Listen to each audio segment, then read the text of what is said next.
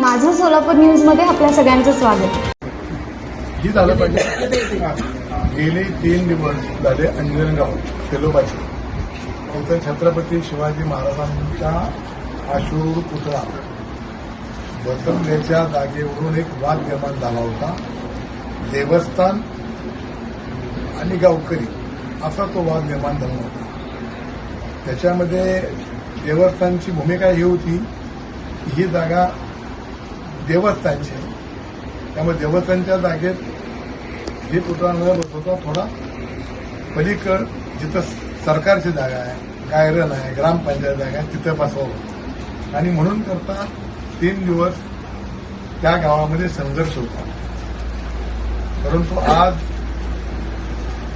आमच्या जिल्ह्याचे पालकमंत्री दयाभाऊ गोरे साहेब, या विभागाचे आयजी फुलारे साहेब, नूतन इथले जिल्हाधिकारी नवीन आलेले कार्तिके साहेब आणि आपल्या जिल्ह्याचे एसपी साहेब सन्माननीय कुलकर्णी साहेब यांच्या समेत मराठा समाजाच्या काही गावातल्या ग्रामस्थांची बैठक झाली.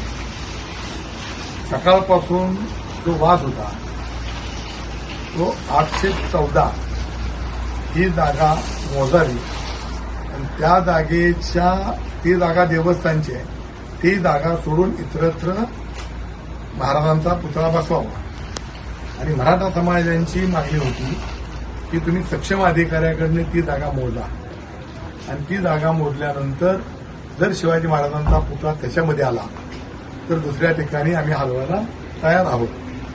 त्याप्रमाणे आज शासनाच्या वरिष्ठ भूमी अभिलेखांच्या अधिकाऱ्यांनी ती जागा मोजली. त्याच्यामध्ये महाराजांचा पुतळा हा 814 या गटाच्या जवळ येत असल्यामुळं मराठा समाजानं जे शब्द दिला होता त्याप्रमाणे तो पुतळा तिथून बाजूला बसवण्याची संमती बरोबर आहे ना दिलेली आहे. परंतु आता ते कुठं बसवायचा या संदर्भामध्ये शेवटी शिवाजी महाराजांचा पुतळा बसवत असताना तो देखण्या जागी सगळ्यांना दिसला पाहिजे आहे, सगळ्यांना त्यांच्यापुढे नतमस्तक झालं पाहिजे आहे, अशी जागा निवडावी अशी आमच्या ह्या सगळ्या ग्रामस्थांची मागणी होती. त्याप्रमाणे पालकमंत्र्यांनी अशा सूचना दिल्या की उद्या जिल्हाधिकारी साहेब, जिल्ह्याचे एसपी साहेब आणि मी स्वतः यांच्याबरोबर जाणार आम्ही तिथं आणि गावकऱ्यांच्या संमतीनं मग ती शासनाची जागा असो, वेगवेगळ्या विभागाची जागा असो, जी जागा गावकऱ्यांना आणि एसपींना आणि कलेक्टर साहेबांना मान्य होईल बरोबर ना, त्या ठिकाणी हा पुतळा बसवायचा आहे आणि त्या पुतळा नुसता बसवायचा नाही तर त्याला शोषित करण्यासाठी पालकमंत्र्यांनी 1 कोटी रुपये उद्याच्या उद्या मंजूर करण्याचं आश्वासन या सगळ्या मराठा समाजाच्या मंडळाला दिलं आहे.